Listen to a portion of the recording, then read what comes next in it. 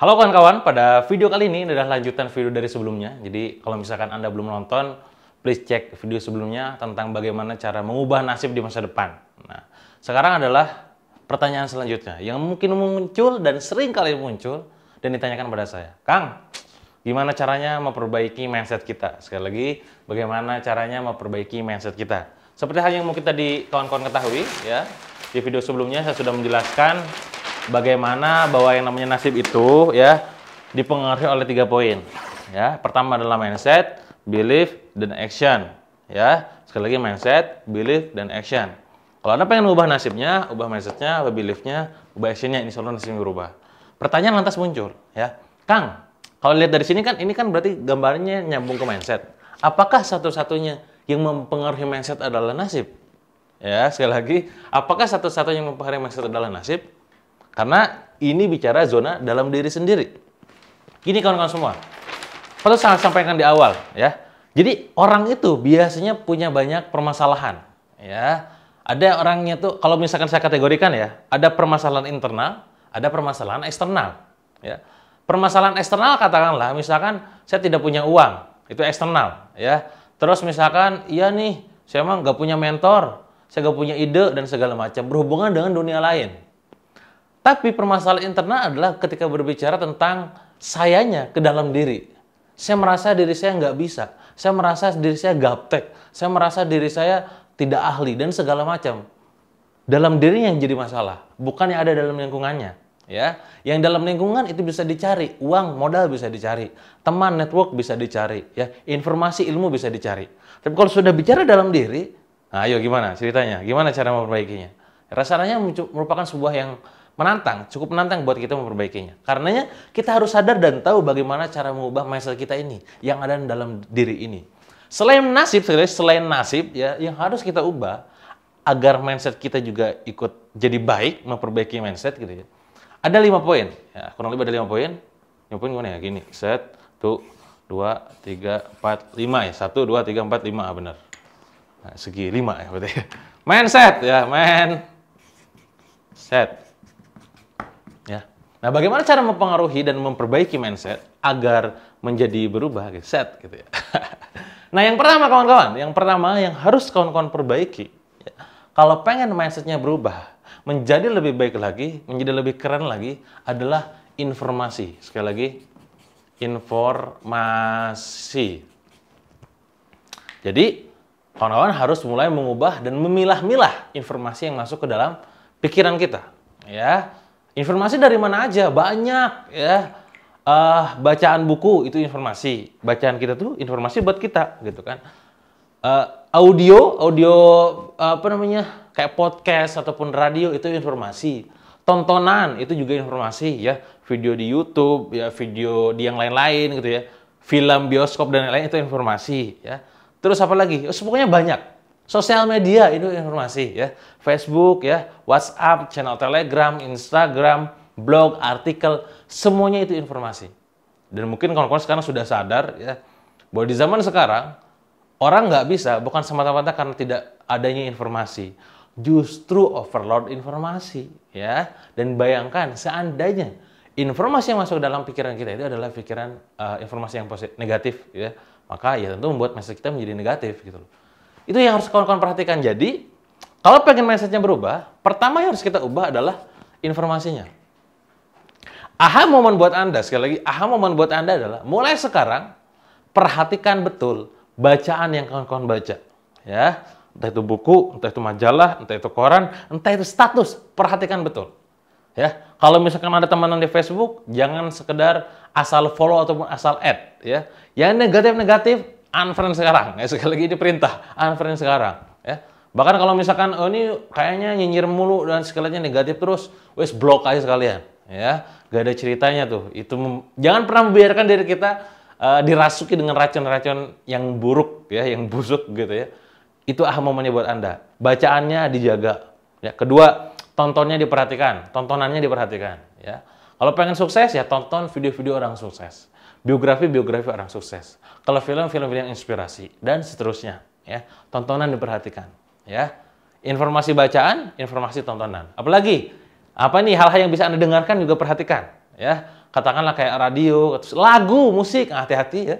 Karena lagu-lagu lebay gitu ya, lagu-lagu alay bisa menyebabkan pikiran kita juga menjadi alay ya. Galau-galau lagi gitu ya, hati-hati.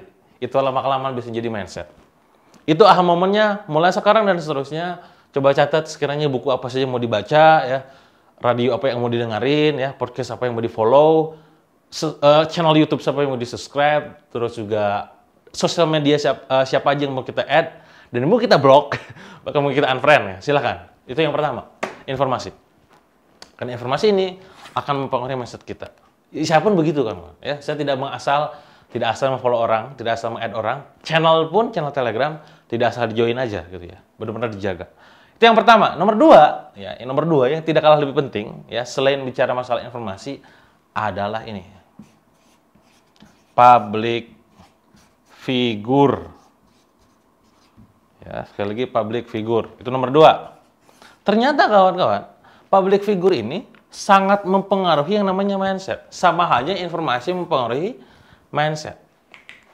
Ya, maksudnya gimana, Kang? Kalau kita mengidolakan seseorang, cenderung orang yang kita idolakan tersebut akan mudah kita dengarkan, akan mudah kita ambil cara pikirnya. Ya, sekali lagi, kalau kita mengidolakan seseorang, cenderung orang yang kita idolakan tersebut, ketika dia ngomong, maka cenderung kita dengarkan, ya, kita jadikan sebagai acuan hidup. Ya, sekali lagi, hati-hati dengan public figure yang Anda idolakan. Jangan asal mengidolakan seseorang. Aku mah ngefans banget sama dia, hati-hati. Ya, idolakanlah orang-orang tertentu saja. Ya, jangan semua diidolakan, jangan semua di-follow, dan jangan semuanya dijadikan public figure buat diri Anda. Ya, hati-hati. Ya. Karena apa? Omongan benar dia, ya alhamdulillah kalau omongannya benar. Tapi kalau sudah omongannya jelek, itu yang jadi bahaya. Ya, kalau sudah omongannya jelek, omongan si public figure ini, walaupun jelek, akan mempengaruhi mindset Anda. Dan bagi Anda, pikiran bosan Anda akan mengatakan bahwa itu benar. Maka jangan heran, ya, ada sebuah quote dari Jack Ma, ya, yang mungkin Anda tahu quote-nya apa, gitu ya. Kalau orang sudah sukses, gitu ya, orang sudah kaya, gitu ya, kentutnya aja jadi kata-kata motivasi, ya loh, kan? Kalau orang sukses, udah kaya, kentutnya aja jadi kata-kata motivasi. Kalau orang yang gagal, orang yang masih miskin, ngasih motivasi kayak kentut, ngerti maksud saya? Ya. Kenapa Jack Ma mengatakan demikian? Karena kekuatan public figure, kekuatan authority ini sangat luar biasa. Bagiannya sekarang menjadi seorang tokoh, ya, punya massa, punya jamaah, punya followers, hati-hati dengan apa yang Anda ucapkan. Ya. Hati-hati apa yang Anda bagikan ke publik, ya, halayak ramai. Karena itu bakal didengarkan oleh orang lain, ya. Mungkin ada awalnya iseng, gitu ya, atau mungkin hanya sekedar guyon, keyakinan diri sendiri saja, di-sharing ke publik, orang lain akan dengarkan, akan mengikuti. Hati-hati, ya. Hati-hati dengan itu. Bagi Anda yang bukan public figure, ya syukur, alhamdulillah, itu tidak menjadi amanah buat Anda. Bagi yang public figure berarti amanah, hati-hati menjaga itu. Bagi yang tidak berarti ya tinggal Anda jangan sampai asal mengidolakan public figure, ya. Nah, salah satu public figure itu adalah tokoh, ya, tokoh-tokoh terkenal, ya. Terus juga apa lagi ya? Yang paling kelihatan tuh, yang paling sering tidak sadar kita jadikan public figure adalah orang tua kita. Maka jangan heran, ya. Kalau orang tua udah bilang, "Nak, kamu tuh gak bisa apa-apa, ya. Udah deh, gini aja." Bakal jadi tuh. Jadi, "Oh, aku mah gak bisa apa-apa." Nah, hati-hati omongan itu. "Nah, kamu bisa jadi orang sukses." Jadi sukses sebenarnya. Karena secara tidak sadar, orang tua kita pasti menjadi public figure buat kita. Ya. Nah, kok berarti kalau misalkan buruk, kita harus hindari dong. Oh, tidak seperti itu. Ya, Anda dengarkan. Anda udah ngerti teorinya nih, kan? Dengarkan, ya. Lalu Anda langsung switching ke belief yang positif, ya. Oke, kalau memang aku tidak bisa, aku akan buktikan di yang lain. Aku akan bisa kok, misalkan dihajar gitu loh. Itu ya, itu yang nomor dua, public figure. Hati-hati dengan public figure. Jangan asal mengidolakan orang, ya. Jangan asal dengar omongan orang, ya. Jangan asal ngefans sama orang. Karena omongan dia, kalau bahasa Sunda itu istilahnya mati. Ya. Kalau udah ngomong, luar biasa gitu loh. Itu nomor dua. Nomor tiga, yang mempengaruhi mindset seseorang adalah, nah ini, repetisi. Wah, baca ulang, repetisi ya, repetisi. Apa itu repetisi, Kang? Repetisi adalah pengulangan, ya. Jadi apa-apa yang kita ulang akan membentuk mindset kita. Ya, sekali lagi, apa-apa yang kita ulang, entah itu dengarannya, bacaannya, dan segala rupanya, itu akan membentuk mindset kita secara tidak sadar. Maka jangan heran, ya. Kalau misalkan teman-teman punya cita-cita menjadi seorang hafidz Quran atau menghafal sesuatu lah, ya, Cara termudah menghafal adalah melakukan repetisi, ya. Diulang-ulang terus, ya. Karena supaya mudah, supaya ingat ke dalam pikiran kitanya, gitu loh. Nah, sekarang coba bayangin. Kalau misalkan informasi ini masuk ke dalam pikiran kita setiap hari, dan itu negatif, ya. Bacaannya, videonya, tontonnya negatif, dan itu diucapkan oleh public figure, dan dilakukan setiap hari, repetisi setiap hari, akan jadi apa mindset kita? Wajar, mindset kita akhirnya mindset seorang pecundang, menyalahkan orang, gagal, buruk, dan lain-lain. Karena apa? Ininya negatif, ini juga negatif. Jadi direpetisikan. Wah, makin parah. Maka hati-hati dengan yang namanya repetisi yang masuk ke dalam pikiran Anda. Ya. Nah, tips dari saya adalah buat Anda, supaya Anda melakukan repetisi yang positif, maka Anda lakukanlah afirmasi positif setiap hari. Ya Allah, insya Allah saya bisa menjadi orang yang sukses, bermanfaat buat banyak orang, dan bisa memberikan banyak manfaat untuk orang-orang terdekat, misalkan.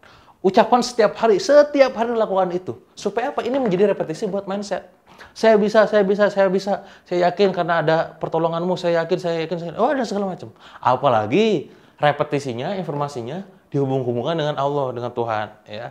Bukan semata, aku bisa, pret, bisa apaan. Pokoknya harus dihubung-hubungkan dengan Allah Subhanahu Wa Taala agar apa? Kekuatannya powerful. Ya. Jadi hati-hati dengan repetisi. Pastikan repetisinya yang bagus-bagus.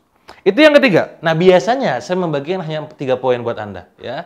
Kalau Anda perhatikan, saya di sosial media, biasanya saya membagikan 3 poin saja. Ada 2 poin lagi sebenarnya, yang seringkali orang lupakan. 2 poin itu adalah, yang pertama adalah lingkungan. Ya, sekali lagi. Yang keempat adalah lingkungan. Ya.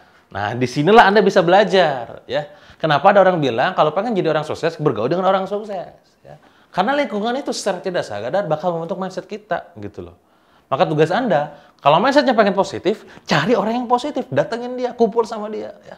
Kopdar sering, ngobrol sering, ya. Pokoknya macam-macam lah, pokoknya ngobrol terus banyak, supaya apa? Lingkungan ini membentuk Anda menjadi orang yang positif, gitu loh. Ya.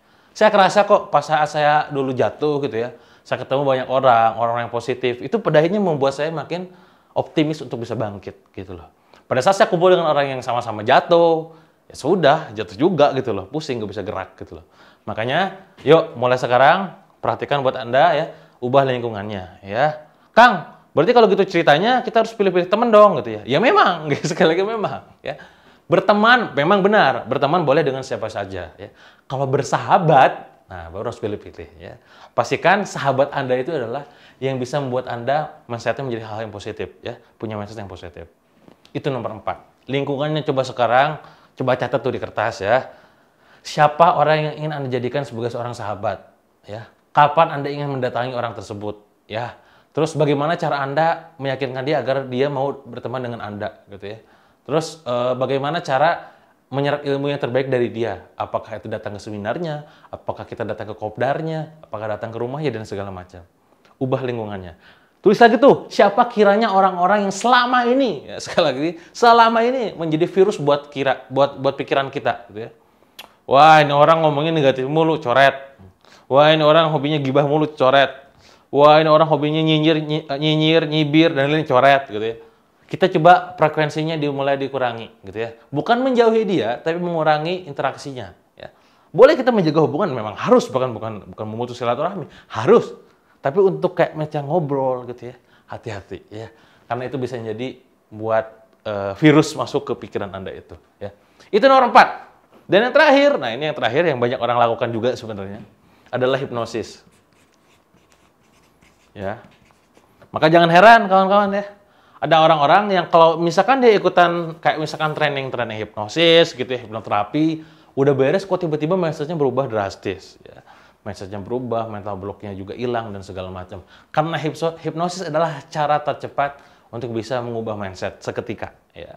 Cuma saya nggak akan bahas tentang yang namanya hipnosis di sini. Silakan nanti Anda pelajari sendiri ataupun misalkan datangi orang yang memang menyediakan jasa hipnosis dan hipnoterapi. Ya. Hipnosis itu ya semacam ya kita treatment khusus lah ya. Kalau kamu segini kita ngobrol ya dalam masuk pikiran bawah sadar, dikasih sugesti, induksinya apa dan segala macam ya. Tapi saya gak akan bahas di sini, silakan Anda pelajari ya. Supaya apa? Supaya sugesti-sugesti yang ada dalam hipnosis ini masuk ke pikiran bawah sadar.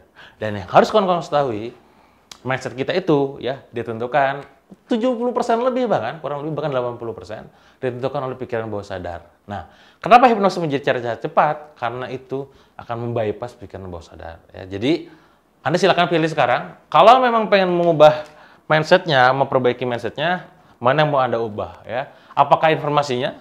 Apakah public figure yang idolakan? Apakah repetisi, lingkungan, atau hipnosis? Atau semuanya? Ya, syukur-syukur semuanya. Ya, kalau pengen perubahannya tuh, berapa 180 derajat, 360 derajat, 360 balik lagi. Pokoknya shot gitu ya, bumi dan langit, ubah semuanya ya. Agar apa? Agar kerasa perubahan mindsetnya, nasibnya nanti ikut berubah. Oke, itu saja mungkin dari saya untuk video kali ini. Silahkan praktekkan ya, banyak aha momen insya Allah ya. Silahkan praktekkan dalam kehidupan sehari-hari. Sampai jumpa di video berikutnya. See you.